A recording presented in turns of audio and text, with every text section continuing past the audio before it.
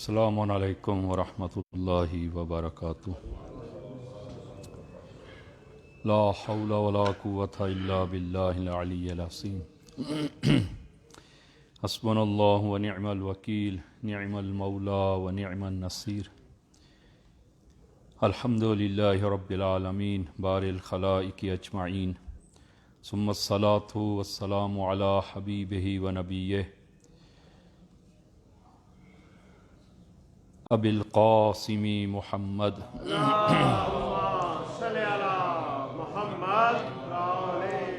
وعلى أهل بيته الطيبين الطاهرين المعصومين الذين أذهب الله عنهم الرجس وطهرهم تطهيرا۔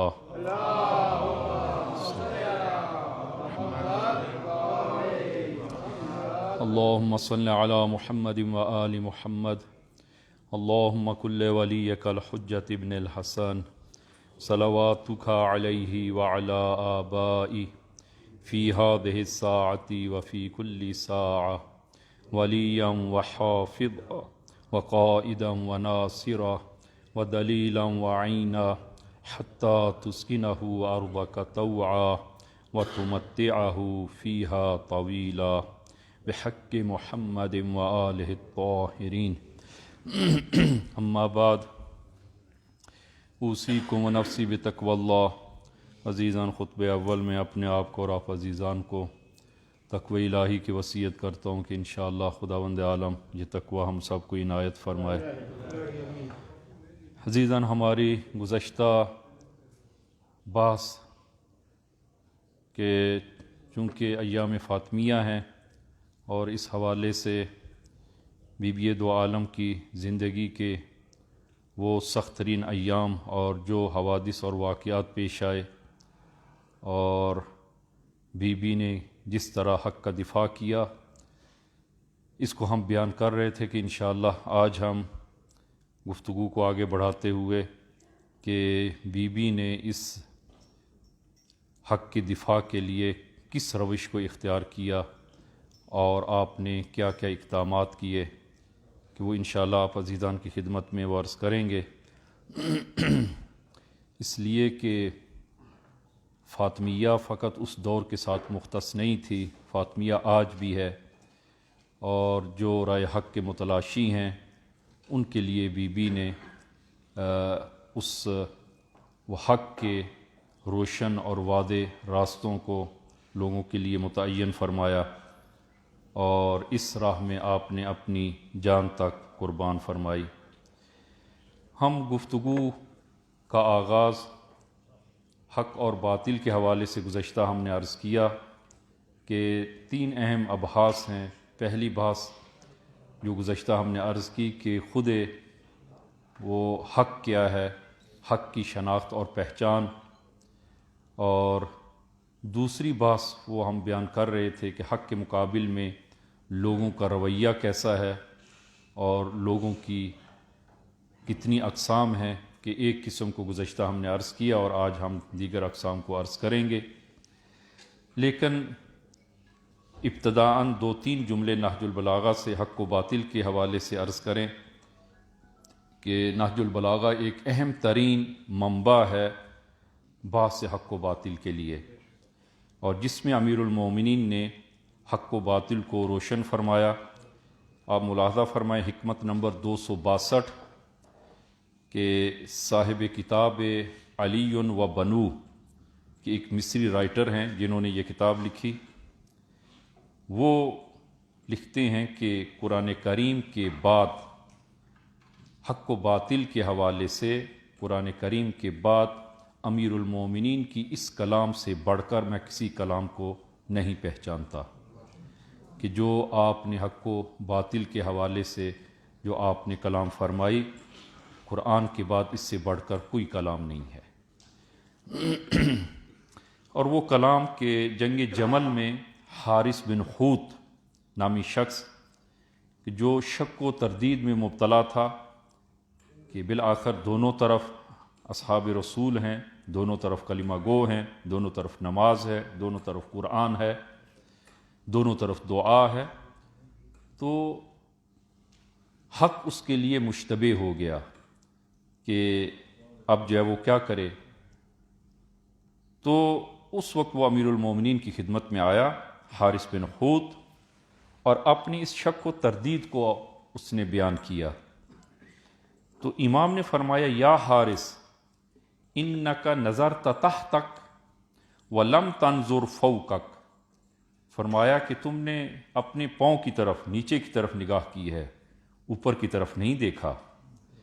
فحرتا، اسی وجہ سے تم تحیر میں ہو اور سرگردان ہو، پریشان ہو۔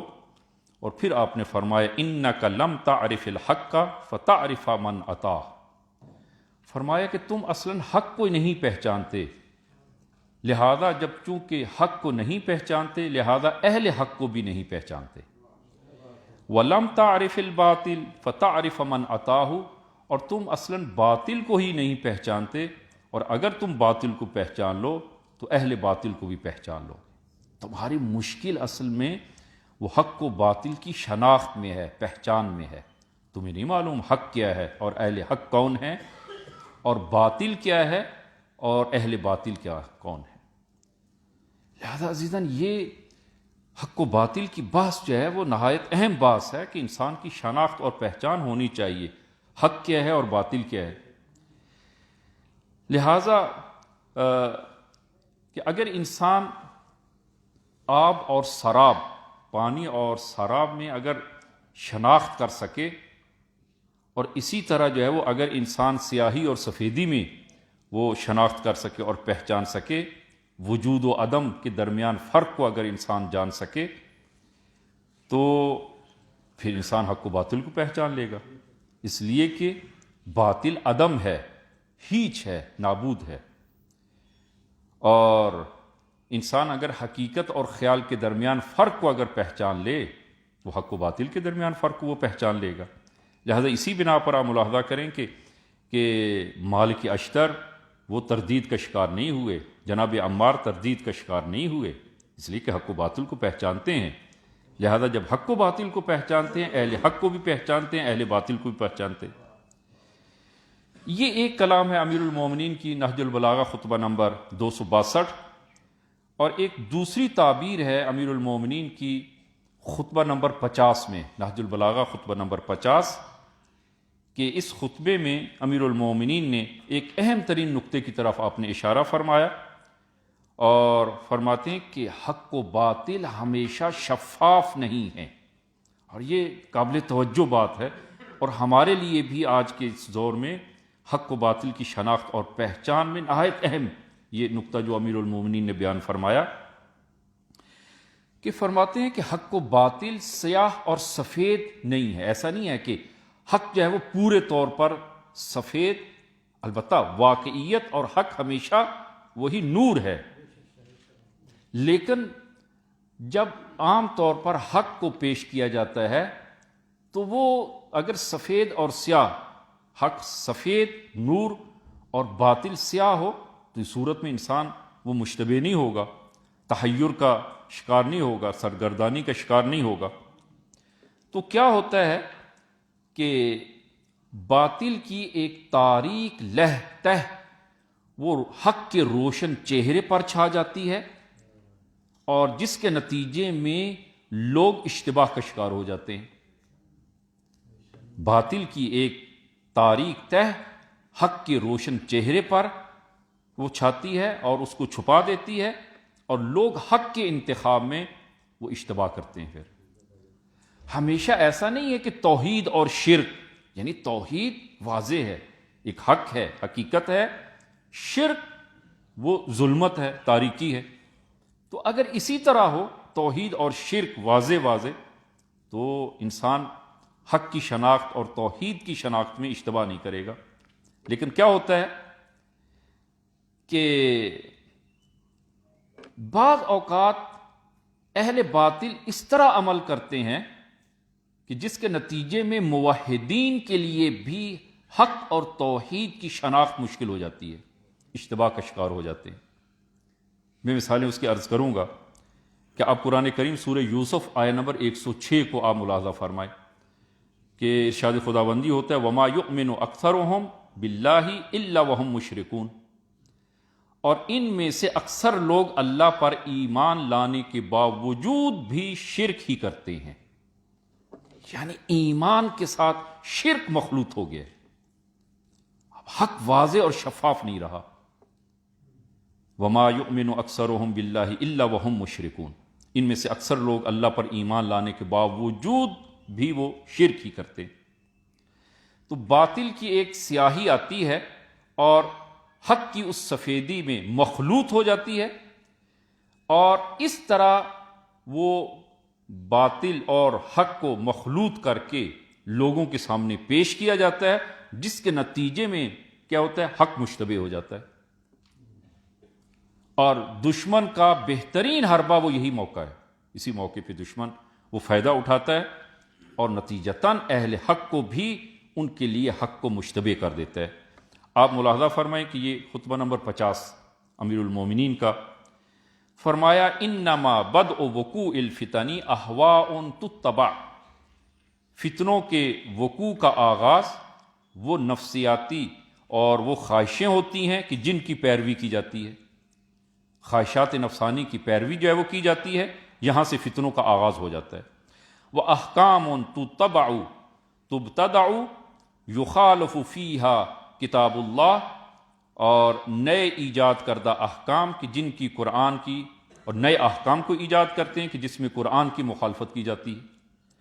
وَتَتَوَلَّى عَلَيْهَا رِجَالٌ رِجَالًا عَلَى غَيْرِ دِينِ اللَّهِ، اور جنہیں فروغ دینے کے لیے کچھ لوگ دین الہی کے خلاف ایک دوسرے کے ساتھ مددگار ہو جاتے ہیں اور اکٹھے ہو جاتے ہیں۔ پھر فرماتے ہیں فَلَوْ أَنَّ الْبَاطِلَ خَالَصَ مِن مِزَاجِ الْحَقِّ، کہ اگر حق باطل حق کی آمیزش سے وہ خالی ہوتا، اگر باطل حق کی آمیزش سے اگر خالی ہوتا تو ڈھونڈنے والوں سے وہ پوشیدہ نہ رہتا۔ اچھا، پھر فرمایا وَلَوْ أَنَّ الْحَقَّ خَلَصَ مِن لَبْسِ الْبَاطِلِ لَانْقَطَعَتْ عَنْهُ أَلْسُنُ الْمُعَانِدِينَ، اگر حق کو باطل کے شائبے سے، اگر حق باطل کے شائبے سے پاک و صاف سامنے آتا تو عناد رکھنے والی زبانیں بند ہو جاتی۔ اچھا، لوگ کرتے کیا ہیں؟ وَلَكِنْ يُؤْخَذُ مِنْ هَذَا ضِغْصٌ وَمِنْ هَذَا ضِغْصٌ فَيُمْزَجَانِ، فرمایا کہ کچھ ادھر سے لیتے ہیں کچھ ادھر سے لیتے ہیں اور دونوں کو آپس میں ملاتے ہیں، یعنی تھوڑا سا حق کو لیا، تھوڑا سا باطل کو لیا اور دونوں کو آپس میں ملایا۔ ملانے کے نتیجے میں کیا ہوتا ہے؟ فَهُنَالِكَ يَسْتَوْلِيَ الشَّيْطَانُ عَلَىٰ أَوْلِيَائِهِ، تو اس موقع پر شیطان اپنے دوستوں پر چھا جاتا ہے۔ وَيَنْجُ الَّذِينَ سَبَقَتْ لَهُم مِّنَ اللَّهِ الْحُسْنَىٰ، اور صرف وہی لوگ بچتے ہیں جن کے لیے توفیق الہی اور عنایات خداوندی پہلے سے موجود ہوں۔ حق و باطل کو آپس میں مکس کیا جاتا ہے۔ چونکہ باطل تاریک خالص باطل ہو تو کوئی بھی اس میں شک نہیں کرے گا اور اس کو قبول نہیں کرے گا، اور اگر خالص حق کی حق ہو تو کوئی بھی اس سے عناد نہیں کرے گا، قبول کر لے گا۔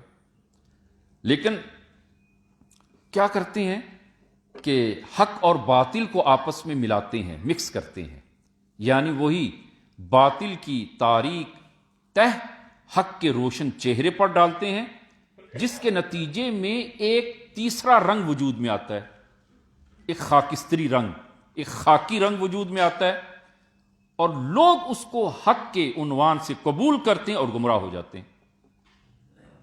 لہذا ایسی صورت میں کہ جب حق اور باطل کو تاریک مکس کر کے مخلوط کر کے ایک تیسری چیز وجود میں آ جائے، یعنی وہ خاکستری رنگ اور خاکی رنگ وجود میں جب آتا ہے، اس کو اگر جو تاریک شمار کرتا ہے اور یہ اس کو باطل قرار دیتا ہے، وہی شخص کامیاب ہے۔ لہذا انسان کی ذمہ داری، مومنین کی ذمہ داری بہت بڑھ جاتی ہے حق و باطل کی شناخت میں۔ اور آپ ملاحظہ فرمائیں کہ کس طرح وہ باطل کو حق کے ساتھ مخلوط کیا جاتا ہے۔ پوری گفتگو توحید کے بارے میں ہے، نبوت کے بارے میں ہے، امامت جو ہے وہ ولایت کے بارے میں بات کی جاتی ہے، پوری گفتگو اسی کے، لیکن درمیان میں ایک باطل کو بیچ میں داخل کیا جاتا ہے، ایک باطل کو بیچ میں، پوری گفتگو اس میں کوئی اشکال نہیں، لیکن ایک باطل کو بیچ میں داخل کیا جاتا ہے جس کے نتیجے میں حق وہ اس کا چہرہ چھپ جاتا ہے۔ لہذا یہاں پر لازم اور ضروری ہے کہ انسان حق اور باطل کی شناخت کرے، اور یہ حق اور باطل کو مخلوط کرنے کے نتیجے میں ایک تیسری چیز جو وجود میں آتی ہے، اور تیسرا رنگ جو سفید اور سیاہی کے درمیان ایک تیسرا رنگ خاکی رنگ وجود میں آتا ہے، انسان اس کو بعنوان حق قبول نہ کرے۔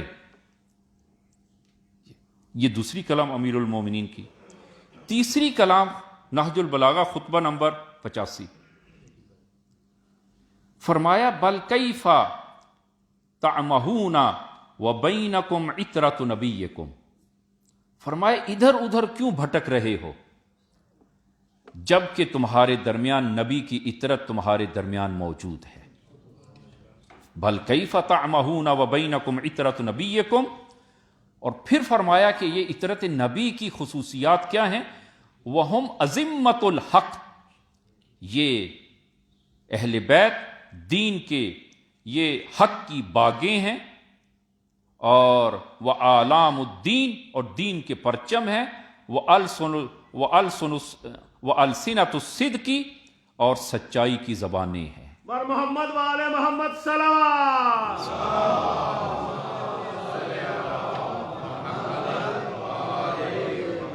فرمایا فَأَنزِلُوهُمْ بِأَحْسَنِ مَنَازِلِ الْقُرْآنِ وَوَارِدُوهُمْ وُرُودَ الْحِیَمِ الْعِطَاشِ، فرمایا کہ جو قرآن کے لیے بہترین مقام اور منزلت کے تم قائل ہو، اور جہاں پر تم قرآن کو مقام اور منزلت دیتے ہو، وہیں پر اہل بیت کو جگا دو۔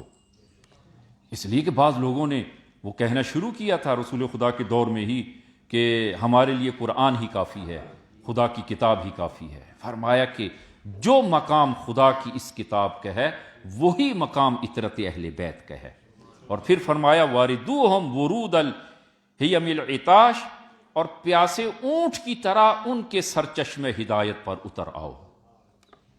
جس طرح یہ ایک پیاسا اونٹ وہ چشمے پر اترتا ہے اور پیتا ہے، فرمایا اس پیاسے اونٹ کی طرح اہل بیت کے اس سرچشمہ ہدایت پر اتر آؤ، تاکہ تم دنیا میں اور آخرت میں کامیاب ہو سکو۔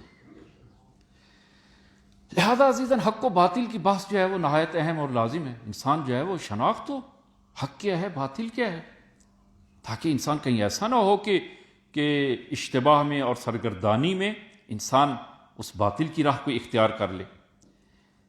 صحابی رسول جناب حضرت حذیفہ بن یمان کہ جلیل القدر صحابی رسول خدا ہیں، اور تاریخ میں یعنی آپ اس کو ملاحظہ فرمائیں کہ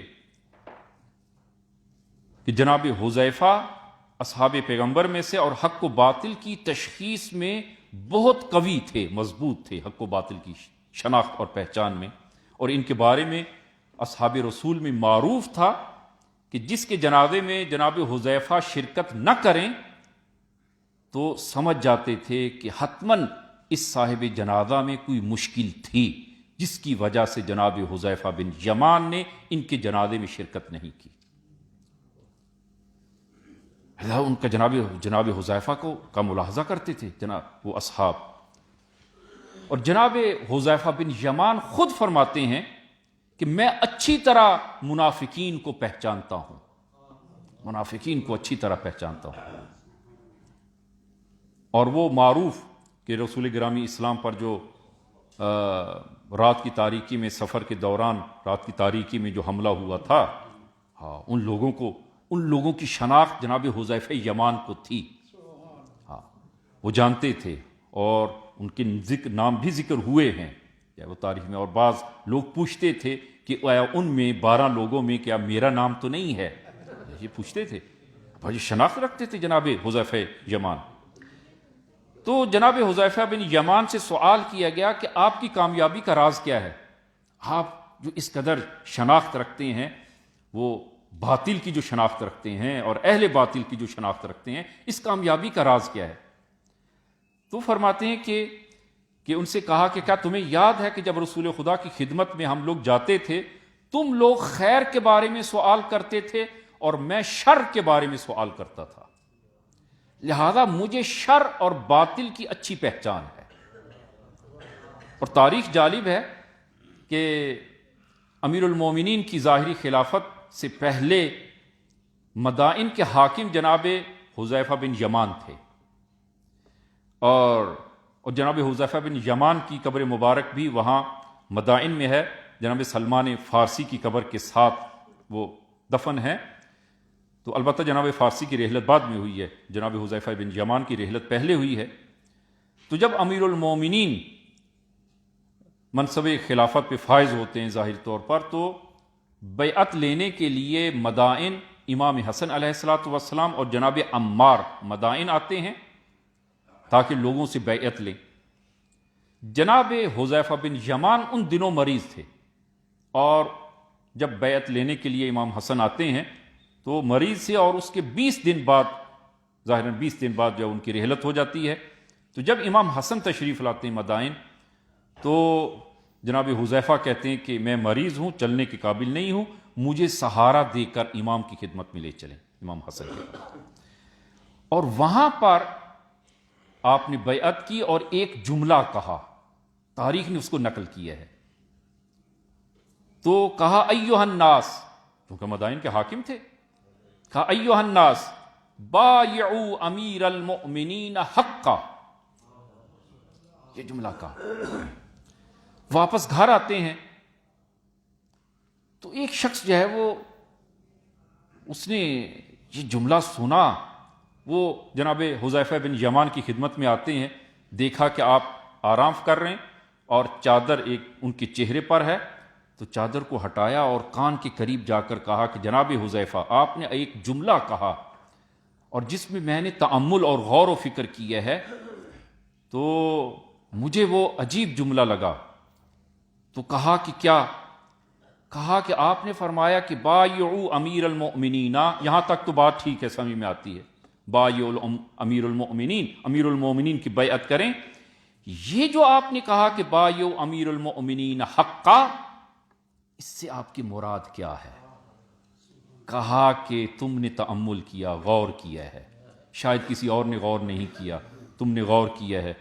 کہا کہ یہ میں نے اشارہ کیا ہے رسول گرامی اسلام کی اس حدیث کی طرف کہ جہاں پر امام رسول خدا نے فرمایا علی مع الحق والحق مع علی یدور حیثما دار۔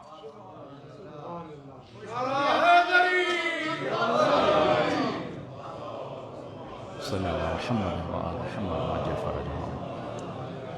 فرمایا بایعوا امیر المؤمنین حقا، امیر المؤمنین برحق کی بیعت کریں۔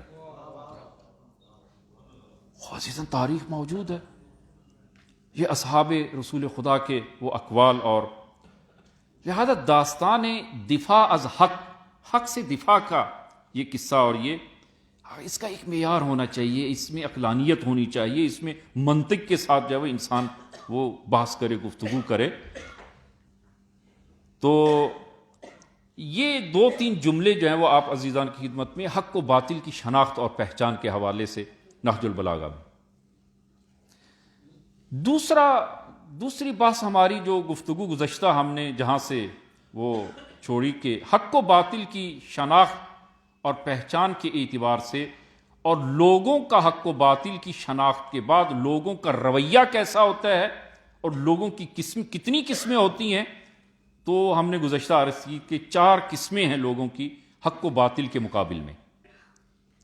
پہلی قسم جو گزشتہ ہم نے عرض کی اور تفصیلاً اس کو جو ہے وہ بیان کیا، وہ پہلا گروہ ہے کہ جنہوں نے حق کو دیکھا، حق اور باطل کو دیکھنے کے بعد حق کو قبول کر لیا، حق پذیر، جنہوں نے حق کو قبول کیا ہے، یہ پہلا گروہ۔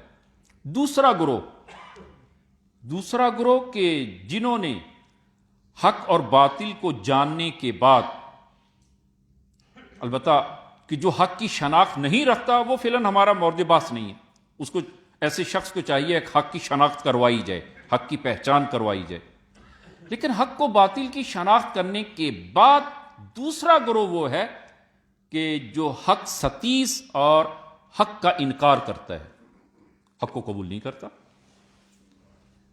آپ ملاحظہ فرمائیں کہ غدیر پیش آتی ہے، مشہور واقعہ جو ہے وہ آپ کے سامنے، غدیر کی خبر جہان اسلام میں پھیل جاتی ہے، اس لیے کہ تمام عالمی اسلام سے جتنے حاجی وہاں تشریف فرما تھے، اور وہاں غدیر میں امیر المومنین کی ولایت کا اعلان ہوتا ہے، اور پھر بیعت لی جاتی ہے، اور 3 دن وہاں پر وہ مسلمان ٹھہرتے ہیں اور بیعت لی جاتی ہے۔ اس کے بعد تمام لوگ اپنے اپنے وطن میں اور مختلف اطراف جہاں سے آئے تھے وہاں واپس جاتے ہیں، اور یہ ایک بہت بڑا واقعہ پیش آیا ہے، لہذا یہ خبر وہ جہان اسلام میں پھیل گئی۔ ایک شخص رسول گرامی اسلام کی خدمت میں آتا ہے بنام نعمان بن حارث۔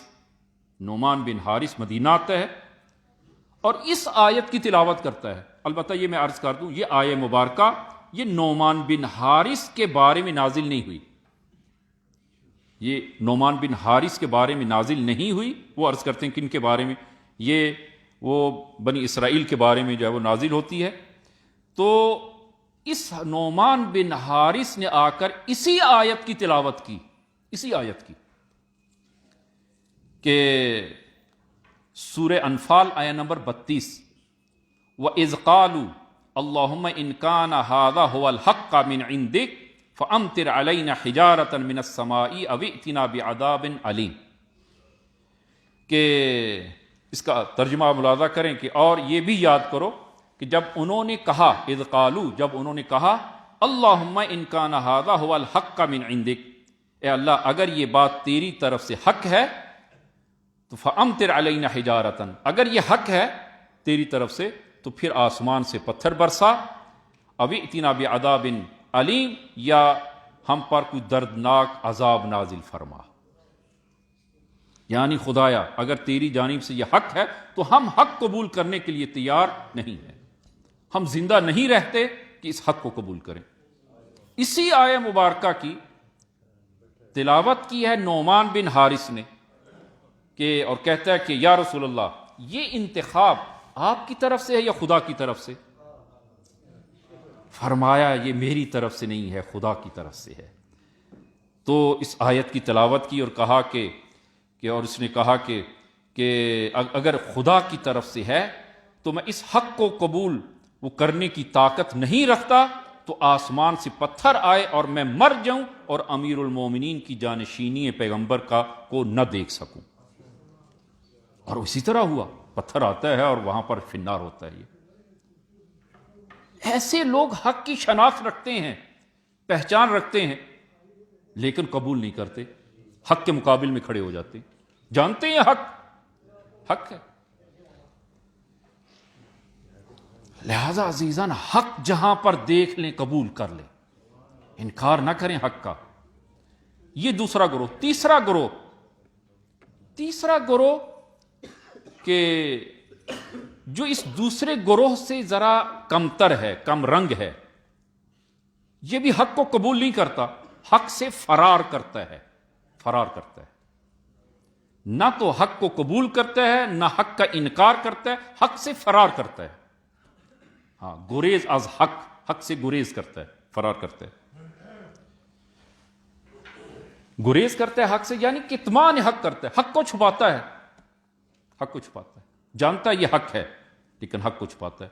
تاریخ کو ملاحظہ فرمائیں، سخت ہے تاریخ، کہ امیر المومنین رہبہ کوفہ میں آپ ظاہری خلافت پر ہیں، اور رہبہ میں کوفہ کے باہر جو ہے وہ بے مقام رہبہ، وہاں پر آپ خطبہ ارشاد فرما رہے ہیں، تقریباً 15-16 افراد کا یہ مجمع ہے، وہاں پر خطبہ ارشاد فرما رہے، تو آپ نے وہاں خطبے میں غدیر کا ذکر فرمایا، غدیر کا ذکر کیا، اور غدیر کو وہ آپ جاننا چاہتے ہیں کہ ان لوگوں میں کن کن کو غدیر یاد ہے، غدیر کن کو یاد ہے؟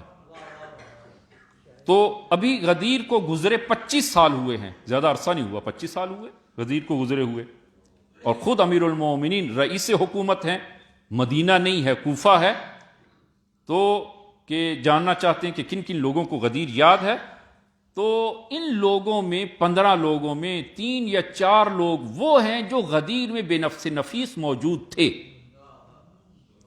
آپ نے ایک کی طرف اشارہ کر کے انس بن مالک کی طرف اشارہ کیا، انس بن مالک کیا تمہیں غدیر یاد نہیں ہے؟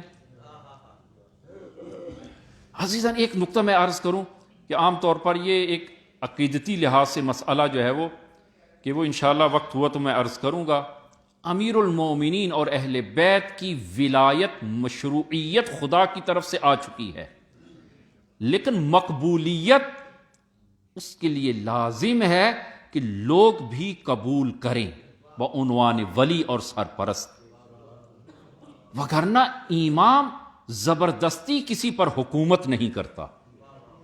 وہ انشاءاللہ وقت ہوا تو میں عرض کروں گا کہ وہ بلند کلام حضرت زہرا صلوات اللہ وسلام علیہا کی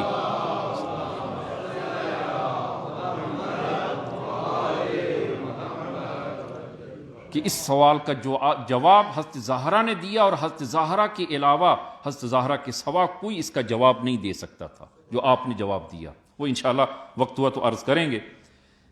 تو آپ نے فرمایا کہ جناب انس کا تمہیں یاد نہیں ہے؟ عرض کرتے یا امیر المومنین بوڑھا ہو چکا ہوں، میرا حافظہ کمزور ہو گیا ہے، مجھے یاد نہیں پڑتا۔ عزیزاً ملاحظہ کریں، غدیر میں ان کی عمر مبارک جو ہے وہ 18 سال کے تھے، یہ جوان 18 سال کے، 25 سال ابھی گزرے ہیں غدیر کو، تو کتنے سال ہو گئے؟ 43 سال۔ 43 سال میں انسان بوڑھا ہو جاتا ہے کہ اس کا حافظہ کمزور ہو جائے اور اس کو اتنا بڑا واقعہ یاد نہ رہے، بھول جائے۔ امیر المومنین نے نفرین کی، تاریخ میں موجود ہے، میں اپنی طرف سے نقل نہیں کرتا ہوں، کم کلام کرتا ہوں، ملاحظہ کریں، فرمایا اللہم من کتم ہذہ الشہادہ، خدایا تو گواہ رہنا، اور جس نے بھی اس شہادت کو چھپایا، من کتم ہذہ الشہادہ وہو یعرفھا، جب کہ وہ جانتا ہے اور جاننے کے باوجود وہ شہادت کو چھپاتا ہے اور حق کو چھپاتا ہے، فلا تخرجہ من الدنیا حتی تجعلہ بآفۃ، خدایا اس کو اس دنیا سے اس وقت تک نہ لے جانا جب تک وہ کسی آفت میں مبتلا نہ ہو جائے۔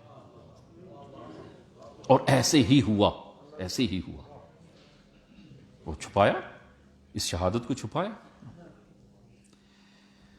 لہذا یہ دوسرا گروہ ہے حق گریز، جو حق سے فرار کرتا ہے، حق کو چھپاتا ہے، یہ دوسرا گروہ۔ تیسرا گروہ یعنی پہلا گروہ جو حق پذیر، حق کو قبول کرتا ہے، دوسرا گروہ جو حق کے مد مقابل آ جاتا ہے، تیسرا گروہ جو حق کو چھپاتا ہے اور حق سے فرار کرتا ہے، اور چوتھا گروہ کہ جو توجیہ حق کرتا ہے، حق کی توجیہ کرتا ہے، حق کو جاننے کے بعد حق کی توجیہ کرتا ہے۔ وہ عرض کرتے ہیں کیسے؟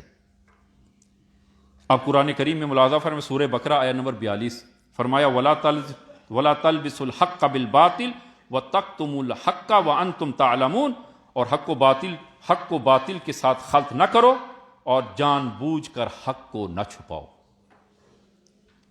خلط نہ کرو، توجیہ نہ کرو، حق و باطل کو مخلوط کر کے پھر اس کی توجیحات کرنا شروع کر دو۔ یعنی یہ لوگ ایسے ہیں، اس قدر فلم بازی کرتے ہیں، اس قدر جو ہے وہ کہ اور حق کو باطل کے ساتھ اس طرح وہ ملاتے ہیں، اور یہ لوگ یہ نہیں کہتے کہ یہ حق نہیں ہے، کہتے ہیں یہ حق ہے، غدیر پیش آئی ہے، ہم قبول کرتے ہیں، اس لیے کہ انکار ممکن ہی نہیں ہے کہ جو غدیر کی حدیث غدیر ہے وہ تواتر سے ثابت ہے، تواتر سے ثابت ہے، اور اس کا انکار ممکن ہی نہیں ہے۔ کیا ملاحظہ فرمائیں کہ البانی نے غدیر کے سلسلہ سند کو صحیحہ میں سے قرار دیا اور صحیحہ کہا کہ یہ صحیح ہے، سلسلہ سند جو ہے وہ یہ حدیث صحیحہ میں سے ہے۔ انکار جب ممکن نہیں ہے تو کیا کیا جاتا ہے؟ وہ توجیحات کی جاتی ہیں۔ کیا کہا جاتا ہے کہ یہاں پر من کنت مولاہ فہذا علی مولا، یہاں پر مولا سے مراد ولی اور سرپرست نہیں ہے بلکہ دوست ہے۔ توجیحات، جو حق کی توجیح کرتا ہے، حق کو جو ہے وہ قبول نہیں کرتا اور حق کی توجیہ کرتا ہے. اور اس قسم کی آپ توجیحات کریں گے حق کے بارے میں تو اس کے نتیجے میں حق کیا ہوگا؟ حق چھپ جائے گا. حق چھپ جائے گا. یہ 4 قسمیں لوگوں کی حق کے حوالے سے حق کو پہچاننے کے بعد لوگوں کا رویہ حق کے بارے میں کیا ہوتا ہے. یہ 4 قسم کے لوگ ہیں. یہ دوسری بحث تھی ہماری. تیسری بحث جو ہے وہ اصل بحث کہ حق کی شناخت اور پہچان کرنے کے بعد اور حق پذیر اور حق کو قبول کرنے کے بعد اب ملاحظہ فرمائیں کہ اب میرا وظیفہ کیا ہے حق کے مقابل میں، میں کیا کروں. اور اسی سے آپ آئیں حضرت زہرا صلوات اللہ وسلام علیہا کی زندگی میں.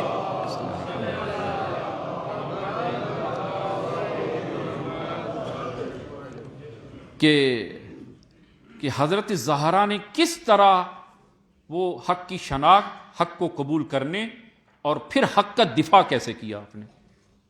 آپ کی روش کیا تھی، کیا طریقہ آپ نے اختیار کیا.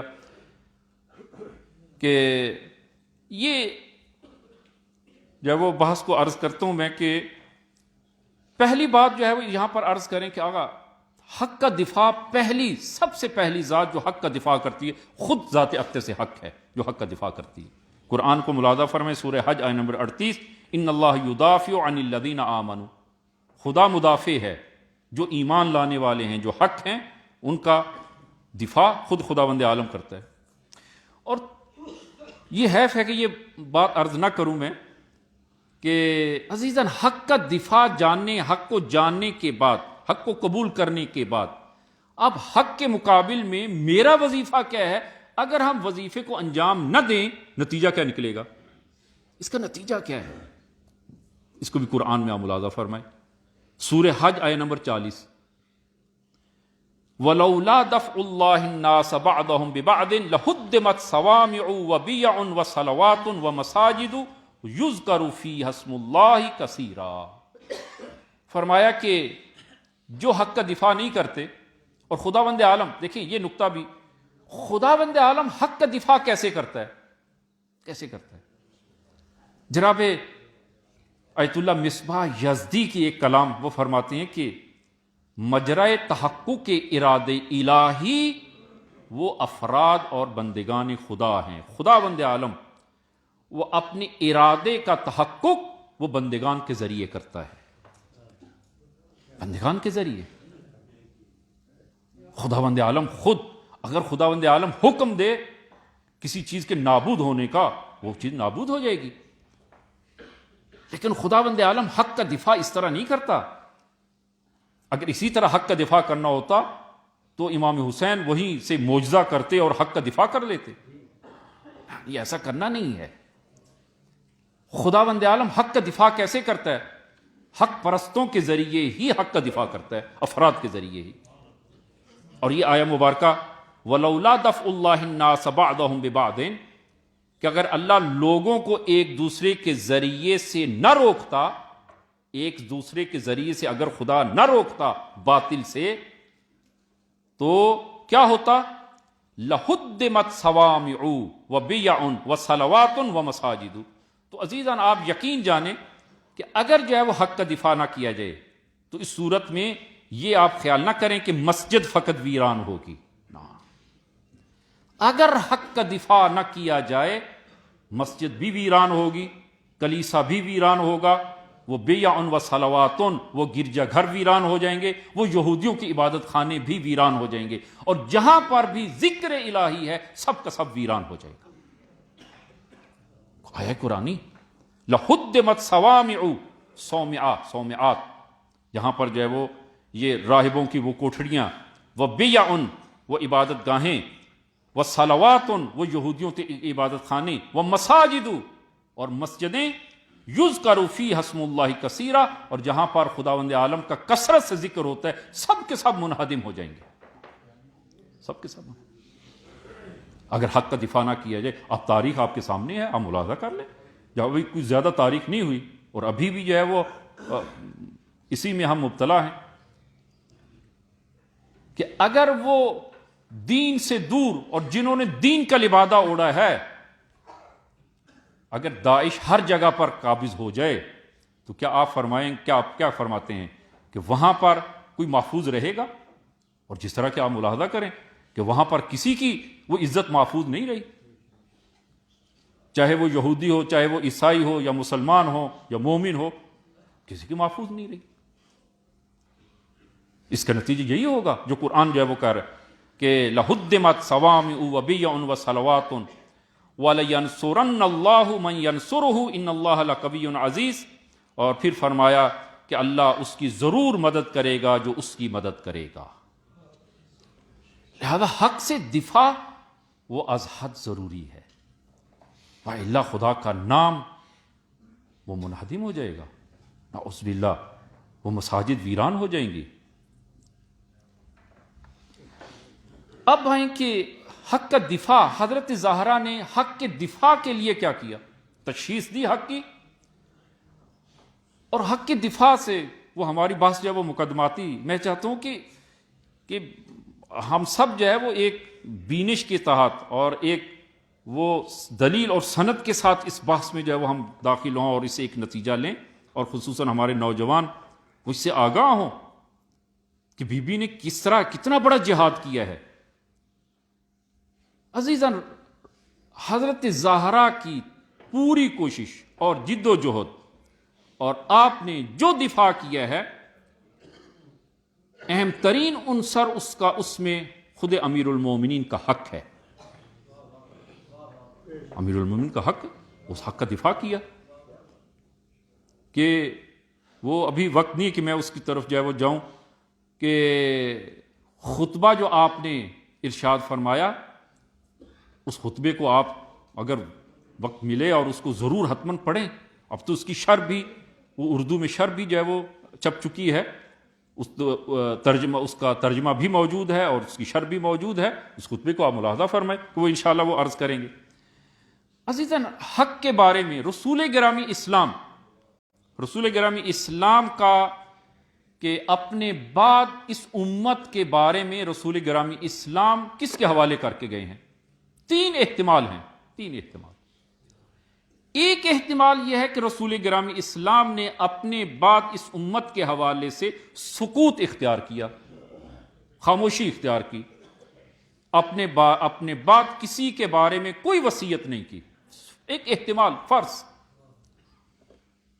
کہ ان 23 سالہ زندگی میں رسول گرامی اسلام کی جو تبلیغی زندگی ہے 23 سال کی، اس 23 سال میں رسول گرامی اسلام نے فرض یہ ہے کہ اپنے بعد کسی کو معین نہیں کیا، خاموشی اختیار کی۔ فرض کریں یہ ایسا کیا تو آپ ملاحظہ فرمائیں کہ یہ احتمال درست ہے۔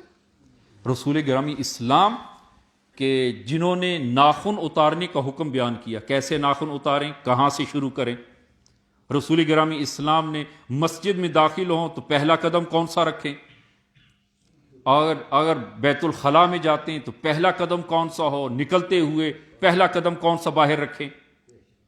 پھر جو ہے وہ آپ نے کہ پانی جو ہے وہ پئیں، دن میں کیسے پانی پئیں، رات میں کیسے پانی پئیں، لباس پہنے تو کیسے لباس پہنے، آپ نے جو ہے وہ حکم بیان کیا۔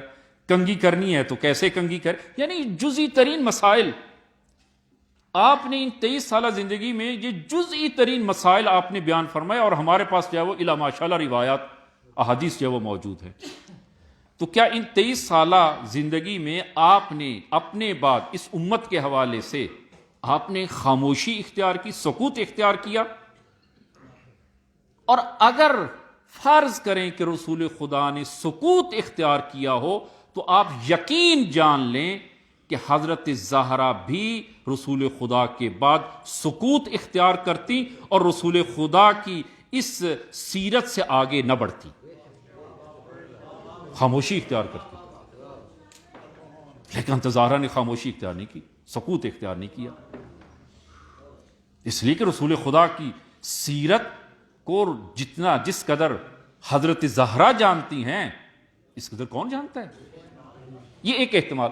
دوسرا احتمال، دوسرا فرض کہ رسول خدا نے اپنے بعد ایک شورا کو تشکیل دیا ہو، چند لوگوں کی ایک شورا کو تشکیل دیا ہو کہ یہ میرے بعد یہ فیصلہ کریں کون ہو، اس امت کی زمام کس کے ہاتھ میں ہو یہ فیصلہ کریں۔ تو عزیزاً کیا اس بارے میں ہمارے پاس کوئی دلیل، کوئی سند، کوئی ایک سند ہمارے پاس نہیں ہے؟ اور اگر ایسا رسول خدا نے کیا ہوتا تو وہ شورا کو، ان افراد کو بیان فرماتے اور پھر انتخاب کی ملاقات کو بیان فرماتے، اس کی شرائط و قیود کو بیان فرماتے۔ کوئی ایک چیز ہمارے پاس موجود نہیں، بس یہ احتمال بھی درست نہیں ہے۔ تیسرا، نص رسول خدا، کہ رسول خدا نے اپنے بات نص قائم کی ہے۔ وہ وقت نہیں ہے کہ میں وہ عرض کروں، فقط اشارہ ہی کہ آپ تاریخ کو آپ ملاحظہ کر لیں، تاریخ کو ملاحظہ کریں کہ مروج الذہب تاریخ کی کتاب ہے، اسی طرح تاریخ طبری ہے، تاریخ یعقوبی ہے، اور یہ تمام تاریخیں جو ہیں وہ آپ ملاحظہ کریں کہ اس تاریخ میں تقریباً ان تاریخ نویسوں نے کوشش کی ہے کہ مذہبی رنگ نہ دیں اس کو، اور تاریخ کو آپ ملاحظہ کریں، یہ عام ایک عمومی تاریخ ہے جو قدیمی اور پرانی تاریخیں ہیں، اس میں جو ہے وہ ملاحظہ کریں کہ سب نے جو ہے وہ لکھا ہے یوم انذار، رسول گرامی اسلام نے گھر میں دعوت کی اور وہاں پر آپ نے اعلان کیا کہ میرے بعد کون ہے۔ اسی طرح جو ہے وہ جنگ تبوک کے موقع پر آپ نے فرمایا انت منی بمنزلۃ ہارون من موسیٰ۔ اسی طرح آپ غدیر خم میں آپ نے بیان فرمایا من کنت مولا فہذا علی مولا، اور اس کے علاوہ اور بہت سارے ہمارے پاس جو ہے وہ نص موجود ہے، نص موجود۔ تو سوال جو ہے وہ یہ کہ رسول گرامی اسلام کی رحلت کے بعد کیا حضرت زہرا سکوت اختیار کرتی؟ جب حق کو دیکھا، پہچانا ہے، حق کو قبول کیا ہے، اور پھر جو ہے وہ تو کیا حضرت زہرا خاموشی اختیار کرتی؟ نہ، حضرت زہرا خاموشی اختیار نہیں کر سکتی تھی۔ آپ بولی ہیں، آپ نے آواز اٹھائی ہے، اور آپ نے جب آواز اٹھائی ہے اور آپ کی آواز ہی مؤثر تھی، اس لیے کہ جناب سلمان کو بولنے نہیں دیا گیا، جناب مقداد کو بولنے نہیں دیا گیا، جناب عمار کو بولنے نہیں دیا گیا، لیکن حضرت زہرا کو نہیں روک سکتے تھے، نہیں روک سکتے تھے، اس لیے کہ حضرت زہرا کا مقام و منزلت بلاخر رسول خدا نے اس قدر بیان فرمایا ہے کہ حضرت زہرا کو روکنا ان کے لیے مشکل تھا۔ بی بی کی عظمت پہ بلند تر صلوات۔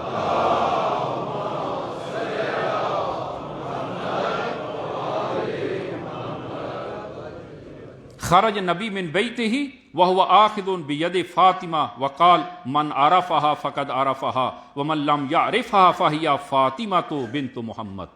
فرمایا کہ رسول گرامی اسلام آپ گھر سے باہر تشریف لائے جبکہ حضرت زہرا کا ہاتھ اپنے ہاتھ میں لیا ہوا تھا، اور آپ نے بلند آواز سے اصحاب سے اور لوگوں سے کہا من عرفہا فقد عرفہا، جو پہچانتا ہے سو پہچانتا ہے، ومن لم یعرفہا، جو نہیں پہچانتا وہ پہچان لے اور جان لے کہ یہ میری بیٹی فاطمہ ہے۔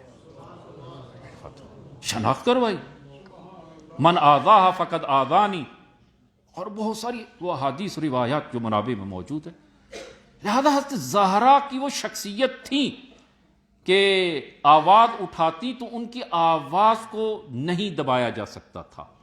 یہ آخری نقطہ، اور پھر جو ہے وہ وقت نہیں ہے کہ میں پھر وہ ان جو حضرت زہرا نے جو اقدامات کیے ہیں اور کس طرح آپ نے دفاع کیا، وہ لگتا ہے کہ پھر آئندہ جو ہے وہ عرض کریں گے۔ اور آخری اس بارے میں عزیزاً، حق کے دفاع میں اور اسی طرح موعظہ اور تذکر میں ہم کسی آنی اور بہت جلد نتیجے کے پیچھے نہیں ہوتے۔ ہاں، یہ اہم نقطہ ہے کہ تذکر میں، موعظہ میں اور دفاع حق میں کہ ہم ادھر سے بات کریں اور فوراً اس کا اثر ہو، حالات بدل جائیں، نہ، اس قسم کے نتیجے کے منتظر نہیں ہونا چاہیے کہ حضرت زہرا آئیں اور خطبہ آپ ارشاد فرمائیں کہ جس طرح آپ نے ارشاد فرمایا اور یکسر حالات بدل جائیں، نہ، ایسا جو ہے وہ نہ ہوا اور نہ ہی ہو سکتا تھا۔ اور کہ اس قدر جو ہے وہ موعظہ اس قدر جلد جو ہے وہ اثر کر جائے، تو پھر جو ہے وہ حضرت زہرا جب جانتی تھیں کہ میرے اس خطبے سے، میرے اس اقدام سے حالات فوری نہیں بدلیں گے، تو پھر حضرت زہرا بھی خاموشی اختیار کرتی، خاموش ہو جاتی، آئیں قرآن کی آیہ مبارکہ سورہ آراف آیہ نمبر 164، فرمایا وَإِذْ قَالَتْ أُمَّةٌ مِّنْهُمْ لِمَا تَعِظُونَ قَوْمًا اللَّهُ مُهْلِكُهُمْ أَوْ مُعَذِّبُهُمْ عَذَابًا شَدِيدًا قَالُوا مَعْذِرَةً إِلَىٰ رَبِّكُمْ وَلَعَلَّكُمْ تَتَّقُونَ۔ سورہ آراف آیہ نمبر 124 کہ بنی اسرائیل کے ایک گروہ نے خطا کی اور قانون شکنی کی۔ جب قانون شکنی کی تو دوسرا ایک گروہ جو ہے وہ اس نے سکوت اختیار کیا، خاموشی اختیار کی۔ لیکن ایک تیسرے گروہ نے کیا کیا کہ تیسرے گروہ نے نصیحت کرنا شروع کی۔ اب جب انہوں نے نصیحت کرنا شروع کی تو جو خاموشی جنہوں نے اختیار کی تھی یہ ان لوگوں سے کہنے لگے کہ تمہیں اپنے آپ کو اذیت میں ڈالنے کی کیا ضرورت، کہ تمہاری اس تبلیغ اور نصیحت سے یہ تو نصیحت لینے والے نہیں ہیں، اور اپنی یہ قانون شکنی سے وہ باز آنے والے نہیں ہیں، تو تم بھی خاموشی اختیار کرو، تم کیوں بولتے ہو، خاموشی اختیار کرو۔ قالو، ان نصیحت کرنے والوں نے کیا کہا، معذرتاً الی ربکم، ہم معاوضہ اس لیے کر رہے ہیں تاکہ حجت تمام ہو جائے، حجت تمام ہو جائے۔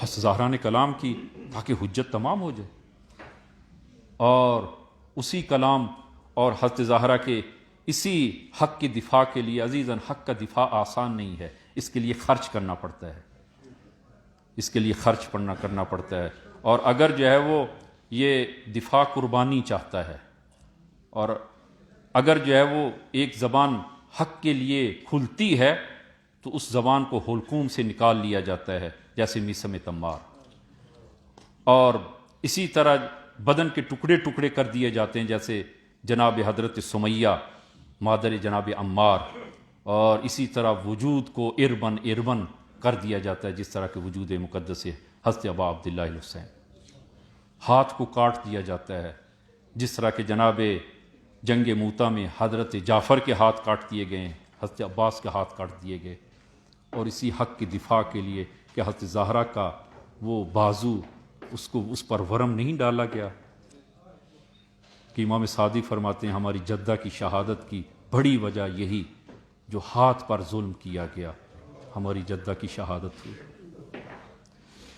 السلام علیک یا فاطمۃ الزہرا، السلام علیک یا بنت رسول اللہ، یا قرۃ عین النبی المصطفیٰ۔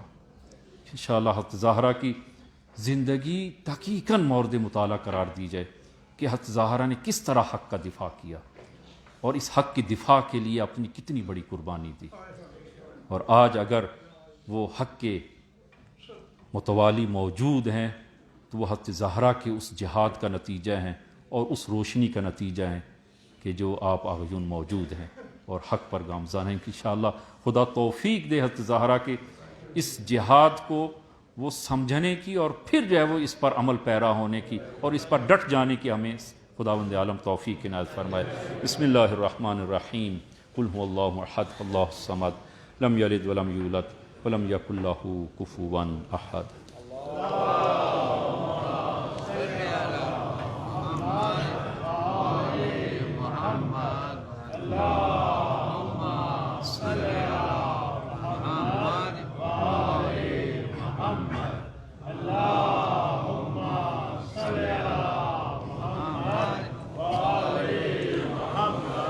بسم اللہ الرحمن الرحیم، الحمد للہ رب العالمین، والصلاة والسلام علی محمد وآلہ الطیبین الطاہرین المعصومین، اللہم صل علی محمد المصطفیٰ، اللہم صل علی علی المرتضیٰ، اللہم صل علی فاطمۃ الزہراء، اللہم صل علی الحسن المجتبیٰ، اللہم صل علی الحسین الشہید بکربلاء، اللہم صل علی علی بن الحسین، اللہم صل علی محمد بن علی، اللہم صل علی جعفر بن محمد، اللہم صل علی موسیٰ بن جعفر، اللہم صل علی علی بن موسیٰ الرضا، اللہم صل علی محمد بن علی، اللہم صل علی علی بن محمد، اللہم صل علی الحسن بن علی، اللہم صل علی القائم المہدی، اللہم صل علی محمد وآل محمد وعجل فرجہم وسہل مخرجہم۔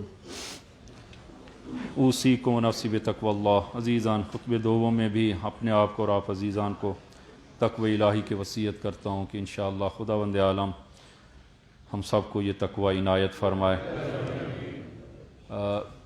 دوسرے خطبے میں نہایت اختصار سے ایک دو مسئلے شرعی نماز کے حوالے سے، کہ جس طرح کہ آپ کو معلوم ہے کہ تیسری اور چوتھی رکعت میں 4 رکعتی نماز میں، یا 3 رکعتی نماز میں تیسری رکعت میں، اور 4 رکعتی نماز میں تیسری اور چوتھی رکعت میں یا آپ الحمد کی وہ تلاوت کریں، الحمد پڑھیں، یا تسبیحات اربع یا وہ آپ پڑھیں۔ تسبیحات اربع سبحان اللہ والحمد للہ ولا الہ الا اللہ واللہ اکبر کہ 1 مرتبہ پڑھنا واجب ہے، اور بہتر اور افضل یہ ہے کہ 3 مرتبہ پڑھا جائے۔ تو بحث اور مسئلہ جو ہے وہ یہ ہے جو عام طور پر بعض اوقات پیش آتا ہے، اور وہ یہ کہ آپ کی عادت یہ ہے اور آپ ہمیشہ فرض کریں کہ آپ تیسری اور چوتھی رکعت میں آپ تسبیحات اربع پڑھتے ہیں، لیکن مثلاً جو ہے وہ اپنی نماز میں کھڑے ہیں اور بے اختیار اور بغیر توجہ کے آپ نے تیسری رکعت میں الحمد پڑھنا شروع کر دی، تو کیا یہ کافی اور صحیح ہے یا صحیح نہیں ہے؟ تو اگر بے اختیار آپ نے الحمد پڑھنا شروع کر دی اور آپ کو یاد آ جائے، تو اس صورت میں کہ پہلے آپ کی نیت یہ تھی کہ میں تسبیحات اربع پڑھوں گا، تو لیکن الحمد جو ہے وہ شروع کر دی، تو اس صورت میں آپ اس الحمد کو چھوڑیں، اگر جتنی پڑھ چکے ہیں اس کو ترک کریں اور تسبیحات اربع پڑھیں۔ یا مثلاً آپ الحمد پڑھتے ہیں اور وہ عادت یہی ہے اور ہمیشہ نیت بھی آپ کی یہی ہے، لیکن آپ تسبیحات اربع شروع کر دی ہے، تو یہ تسبیحات اربع کافی نہیں ہے، بلکہ آپ کو بعد میں الحمد پڑھنا لازم ہے، وہ الحمد پڑھیں۔ اسی طرح جو پہلی اور دوسری رکعات میں بھی جو سورہ آپ پڑھنا چاہتے ہیں پہلے اس کی نیت کریں، نیت کے ساتھ سورہ۔ ایسا نہیں ہے، بعض لوگ جو ہیں وہ ایسا کرتے ہیں بسم اللہ پڑھنے کے بعد وہ فیصلہ کرتے ہیں کہ جناب میں نے سورہ انا انزلنا پڑھنی ہے یا سورہ انا اعطینا پڑھنی ہے، سورہ کوثر پڑھنی ہے یا سورہ قدر پڑھنی ہے۔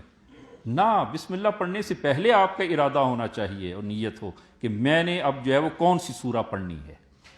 یہ نہیں ہے کہ آپ بسم اللہ پڑھنے کے بعد جو سورہ منہ پہ آگے شروع کرتے ہیں، قصد و ارادے کے ساتھ۔ اور اگر ایسا نہیں ہے تو پھر آپ نے وہ بغیر قصد و ارادے کے آپ نے سورہ پڑھنا شروع کر دی ہے، تو وہ مجزی نہیں ہے۔ آپ جو ہے وہ دوبارہ قصد و ارادہ کریں اور پھر بسم اللہ کے ساتھ وہی سورہ جس کا آپ نے ارادہ کیا ہے اسی سورہ کو پڑھیں۔